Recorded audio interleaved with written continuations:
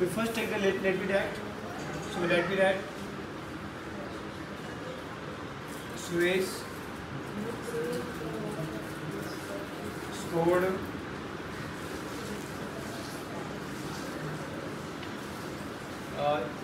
EX marks in first test में first मान लो उसने फर्स्ट टेस्ट में क्या किया, एक्स मार्क्स स्कोर किया।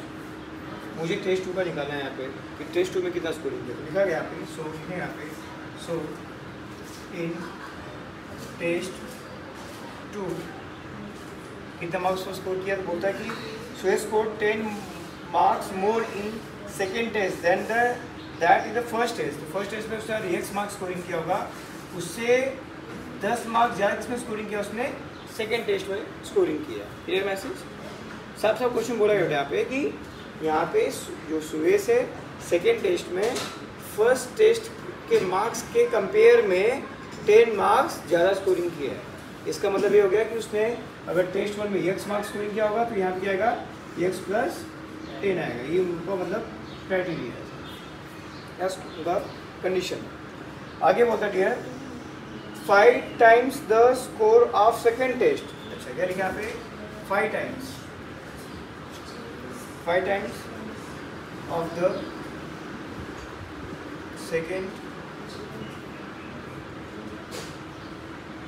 Test, that is second test कितना हुआ है, एक्स प्लस 10 है आपका, इसका 5 टाइम मीन्स क्या होगा, 5 इंटू एक्स प्लस 10, ये सर नोटिए जैसा बोला है 5 times the score of the second test in the same as square of the score in the first test. और उसने क्या किया है, square of the score in the first test, उसने स्क्वायर कर देंगे इसका फर्स्ट टेस्ट का, square of the score of first test that is x square. ये सुनो, उसने क्या किया भाई, उसने क्या किया सेकेंड टेस्ट का जो भी है उसको 5 टाइम कर लिया है, और जो फर्स्ट स्कोरिंग किया उसका उसके मार्क्स का जो भी आया उसको स्कोरिंग किया। क्या किया है, स्कोरिंग, जो भी स्कोर किया, स्कोर मीन्स जो नंबर उसने एक्वायर किया है फर्स्ट टेस्ट में उसका उसने स्क्वायर कर दिया। नाउ लास्ट में बोलता डियर यहाँ पे कि find his score in the first test. तो फर्स्ट टेस्ट में उसने कितना किया, तो एज पर कंडीशन, आज एज पर कंडीशन क्या आएगा, एज पर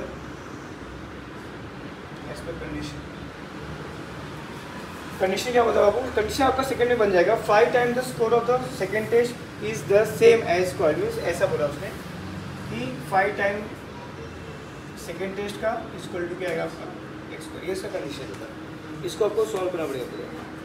तो आपको क्या आएगा, 5 कितना बेटा पाएगा, 5x हो गया, 5 10 50 हो गया, इक्वल टू एक्स स्क्वायर बेटा।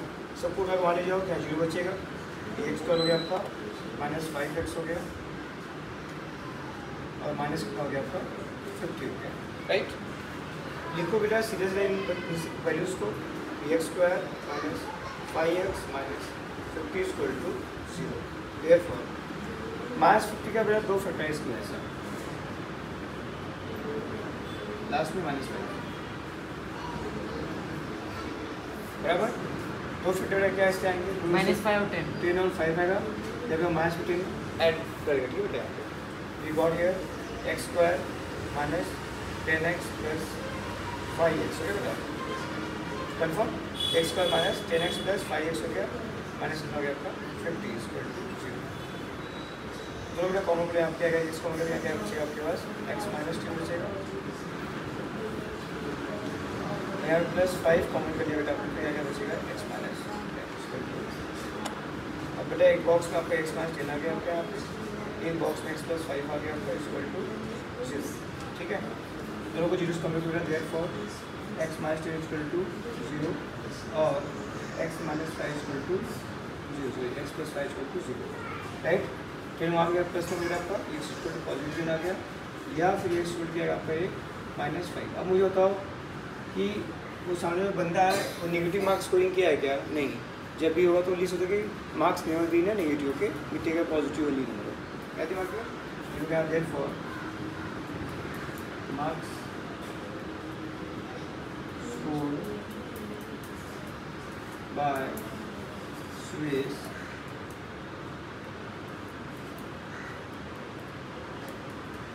marks scored by Suez never be negative. So we take x equal to 10 करेंगे 10 out. Therefore he scored 10 marks in test final answer. Okay, easy idea आप लोग के लिए कंफर्म. और इसको हिंदी में बच्चे तो मैं देखते हैं, बट ठीक है अभी तक आपका लिए कॉपी ठीक है. ईजी है आप लोग को समझिए. एक बार रिवाइज करता हूँ आप लोग को बेटा, फिर से बोल दे रहा हूँ क्या करना है क्वेश्चन में आप लोग को. इसमें एक बंदा सुवेश है, उसके बारे में भी कुछ इंफॉर्मेशन दी गई regarding scoring of the marks in the two test. Okay, उसने बोला है कि शुरुआत से सेकेंड टेस्ट से चालू किया, फर्स्ट बार में कुछ भी बोला नहीं. उसने ये बस कहा कि सेकेंड टेस्ट में उसने क्या किया है, फर्स्ट टेस्ट के कंपेयर में 10 मार्क्स ज़्यादा स्कोरिंग किया, बस इतना ही बोला है. क्लियर. तो हमने ये अज्यूम कर लिया कि टेस्ट वन में उसने एक्स स्कोरिंग किया है, तो सेकेंड टेस्ट में क्या किया होगा, 10 मार्क्स ज़्यादा means x plus 10 marks scoring किया होगा. ये मतलब शुरू में कंडीशन दिया गया है, तो मैं वो अज्यूम करके लिख दिया बेटा यहाँ पे. और फिर बोलता है कि अगर हम उसके सेकेंड टेस्ट के मार्क्स का 5 टाइम कर दें और फर्स्ट टेस्ट का स्क्वायर कर दें तो वो एक दूसरे से बराबर हो जाएंगे. क्लियर. सेकेंड टेस्ट का 5 टाइम्स कर दें और फर्स्ट टेस्ट का मार्क्स का क्या करें हम लोग, उसका स्क्वायर कर दें तो उसके इक्वल हो जाएगा. वही मैं कंडीशन यहाँ पे लिखा, इसको यहाँ पुट डाउन किया यहाँ पे. ओके, बाद में सारे वैल्यूज़ को मैं यहाँ पे अंदर 5 का मल्टीप्लाई 5 एक्स हो गया, 5 × 50 हो गया, यहाँ एक्स हो गया, इस साइड उठा के यहाँ पे लेके आ गया तो प्लस से क्या जाएगा माइनस लेगा होगा. ठीक है, ये होने के बाद इनको जीरो से कंपेयर कर दिया, 50 माइनस 50 वहाँ पे आ गया. अब प्लस माइनस आपको -5 पे ही आ गया. ठीक है ना, ये मल्टीप्लाई करने पे आना चाहिए और ये एडजस्ट करने पे आना चाहिए. 10 5 50, 10 में से 5 का -5 बचेगा. दो फैक्टर बेटा लिख के आ दिया मैंने. यहाँ पे -10x हो गया प्लस 5x हो गया, कॉमन लिया x 12 का x -10 बचा प्लस 5, यहाँ कॉमन लिया x -10 आया वही आपका इक्वल टू. फिर बाद में x प्लस -10 और x -10 को एक बॉक्स में लिखा, बचा कुछ वैल्यू एक बॉक्स में आपका आ गया. दोनों जीरो से बेटा कंपेयर कर दिया यहाँ पे मैंने. x इक्वल 10 आया बेटा, माइनस का प्लस हो गया और जो प्लस हो गया होगा आपका पे माइनस हो गया आपका. ठीक है, इस तरीके से हमें पता चला कि जो मार्क्स स्कोरिंग उसने किया सुरेश ने वो नेगेटिव तो हो नहीं सकता. ठीक है, और नेगेटिव बार डिस्कस कुछ किया भी नहीं गया, तो हम लोग क्या लेंगे, पॉजिटिव लेंगे. जिससे फर्स्ट टेस्ट में क्या स्कोरिंग किया प्लस 10 मार्क्स या 10 मार्क्स को क्या स्कोरिंग. ईजी है बेटा आप लोग के लिए. ठीक, copy that this part, pause कर दीजिए.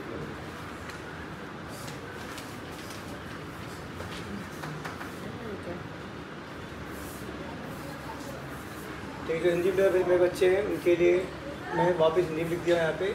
महाराज सुरेश ने पहले टेस्ट में 1 नंबर प्राप्त किया. ठीक है, फिर दूसरे टेस्ट में कितना स्कोरिंग किया उसने, x + 10 प्राप्त किया है.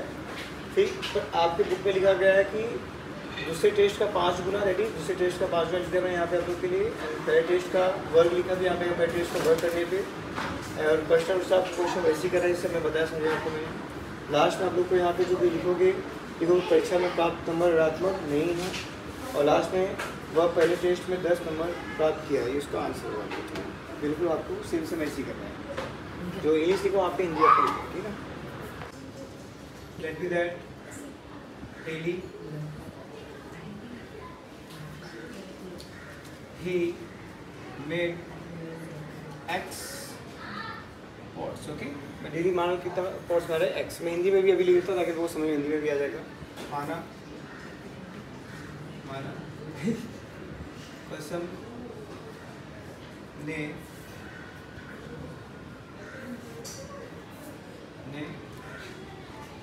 प्रतिदिन कुल x घड़े बनाए.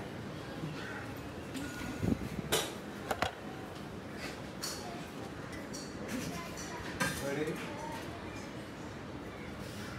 बनाए. क्लास से बाहर कर दूंगा इसके अंदर. नेक्स्ट टाइम क्या दिक्कत है.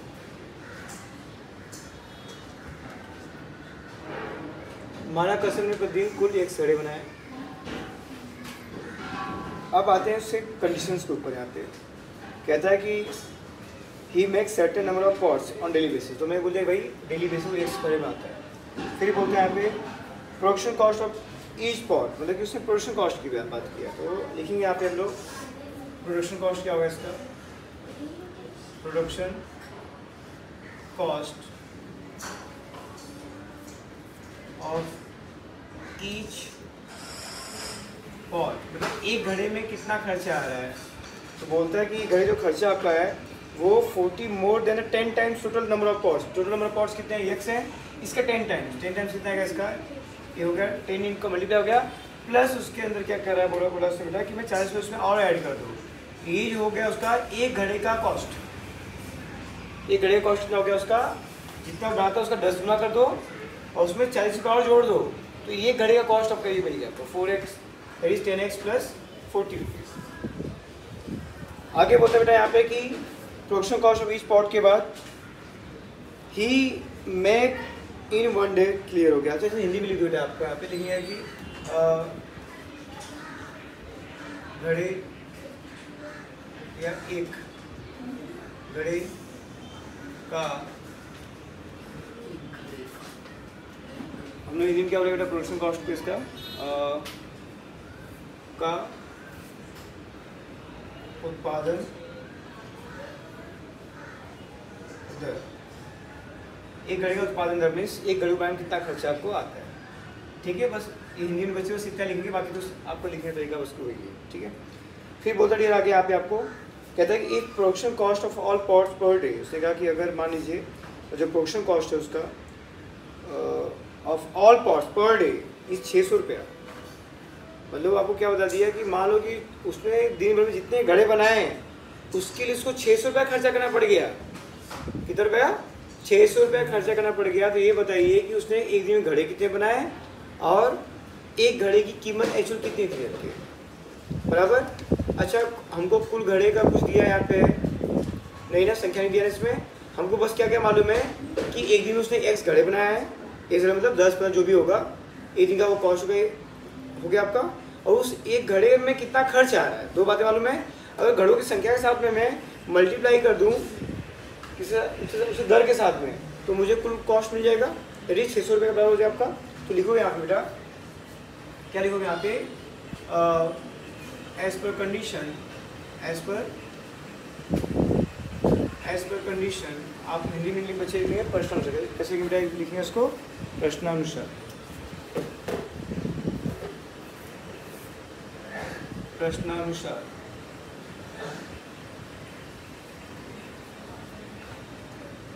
Cost of one pot into cost of one pot into number of pots, कोई दिक्कत, इसको तो 600 रुपये दिक्कत। इसमें बात तो समझने में कैसे लिखा है इसको मैंने, ये जो 600 रुपया कैसे है मालूम है, एक घड़े कितना कॉस्ट है, गुड़े कितना घड़ा आपने बनाया एक दिन में, किसके बराबर है, 600 रुपये बराबर ना, उसका एक दिन में 600 खर्चा होता है, मतलब कि घड़ों की संख्या कितनी है हमको पता है, x पता ना x, और एक का कॉस्ट कितना है अपने को, इतना है, इसका आपस में मल्टीप्लाई कितने किसके बराबर हो जाएगा, 600 के बराबर। हिंदी में उसका लिखोगे बेटा, एक घड़े का उत्पादन दर घड़ों की संख्या, कुल घड़ों की संख्या, घड़ों की संख्या। ठीक है, आइए मुद्दे पे, कॉस्ट ऑफ वन पॉट कितना दिया होगा आपको यहाँ पे, 10x दिया है प्लस 40, कुल घड़े कितने मेरे पास x है, इक्वल टू 600 बेटा, कितना है 10x स्क्वायर होगा बेटा आपका, प्लस 40x हो गया आपका यहाँ बेटा, इक्वल टू 600। आप चाहे 600 बेटा यहाँ लेके आओ तो 10x स्क्वायर बेटा आपका प्लस 40x हो गया माइनस 600 बराबर 0। इसको मेरा 10 से डिवाइड हुआ, 10 से डिवाइड कर दो, 10 से भाग दो इसमें, थोड़ा नंबर कम हो जाएगा आपका, तो यहाँ पे x स्क्वायर बचेगा बेटा, यहाँ पे 10 चौका 40, 40 हो गया बेटा आपका, यहाँ पे आएगा 60 आएगा बराबर 0, गिनेगा 10 से भाग देने पर डिवाइडेड बाय 10, इजी। अब क्या बेटा यहाँ पे, अब इसका फैक्टराइज बेटा यहाँ पे क्या क्या फैक्टराइज है इसका, सर मल्टीप्लाई में -60 आना चाहिए, एडजस्ट में कितना चाहिए सर मेरा +4, कौन से दो नंबर बेटा है, इससे आपके जो 60 भी आ जाए 4 भी आ जाए, तो बोलो सर 10 और 6 है ना, अब छोटे मैथ्स बेटा 10 6 60, और 10 6 का तो प्लस 4 बच गया आपका। उसी बेटा यहाँ लिखो आप एक्स स्क्वायर प्लस 10x हो गया बेटा आप लोग का, माइनस 6x हो गया बेटा आपका यहाँ पे equal to 6x minus 60 equal to 0। अब मेरे दोनों में कॉमन हो यहाँ पे आप लोग एक्स कॉमन हो गया आपका यहाँ पे, तो एक्स प्लस 10 बचा आपका बॉक्स में यहाँ पे, यहाँ माइनस 6 कॉमन हो क्या आएगा, एक्स प्लस 10 आएगा आपका इक्वल टू 0। एक बॉक्स में आपका एक्स प्लस 10 आ गया, एक बॉक्स में एक्स माइनस 6 इक्वल टू 0, दो पूरा 0 से कंपेयर बेटा यहाँ पे क्या आएगा आपका एक्स प्लस 10 इक्वल टू 0 और एक्स माइनस 6 इक्वल टू 0। आप सभी को मालूम है कि प्लस का माइनस हो जाएगा आपका, ये सॉरी है ये माइनस हो जाएगा प्लस हो जाएगा। अब बताओ ये जो एक्स क्या है, हमें क्या माना था, एक्स क्या था हमारा घड़ों की संख्या थी। कभी भी कोई भी जो घड़े बनाएंगे वो निगेटिव हो सकता है क्या, ऋणात्मक हो सकता है क्या, नहीं बेटा उसको लिखना पड़ेगा यहाँ पे कि number of pots never be negative, घड़ों की संख्या ऋणात्मक नहीं हो सकती, इसलिए एक समय लगेगा 6 का लेंगे 6। यस, इससे एक समय 6 मिल गया, इसका मतलब क्या कि उसने एक दिन में 6 घड़े बनाए।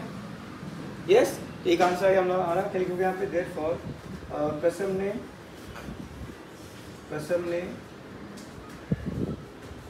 कुल एक दिन में 6 घड़े बनाए, right. Therefore total pots made in one day is 6। Okay dear, उसके बाद आपका इनका नाम को बेटा है, उनका कॉस्ट है बेटा, कॉस्ट ऑफ 1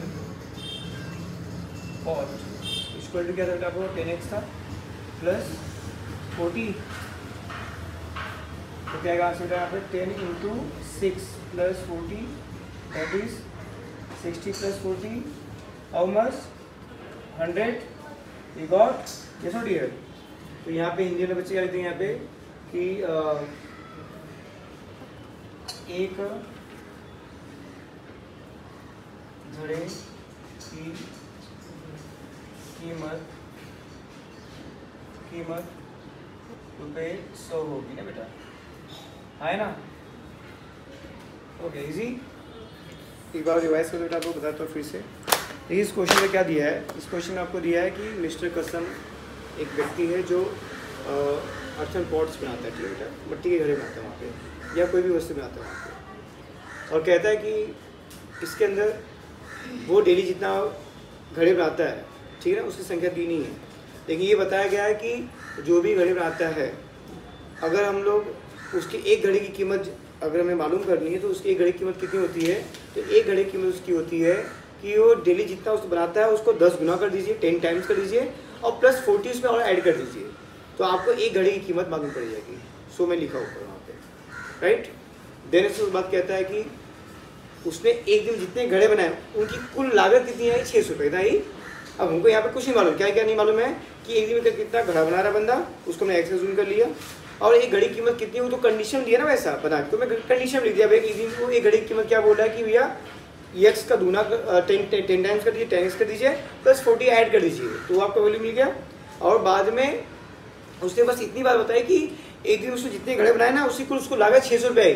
तो मैंने दिमाग ये लगाया कि अगर मैं एक घड़े की कीमत गुड़े कितना घड़ा में डेली बनाता हूँ उसको गुणा कर दो आपस में, तो 600 रुपये बराबर हो जाएगा आपका, 600 के बराबर हो जाएगा आप लोग का वहाँ पे। तो मैंने वही किया, एक घड़े की कीमत that is 10x plus 40 into एक दिन घड़े कितने बनाता है वो एक्स कितना आता है एक्स से मल्टीप्लाई कर दिया बेटा, वो किसके बराबर हो बेटा आपके 600 के बराबर हो गया। बाकी तो आप लोग को पता है हम लोग कैसे करते हैं क्वेश्चन को, ब्रैकेट ओपन होगा एक्स पूरा एक्स में होगा तो 10x स्क्वायर आएगा प्लस 40x हो गया आपका 600 बेटा एज इट इज आ गया आप लोग का। इसको इधर लेके आया तो प्लस से क्या माइनस हो गया, 10 से डिवाइड किया बेटा इसको मैं, तो we got x square plus 4x minus 60 मिल गया।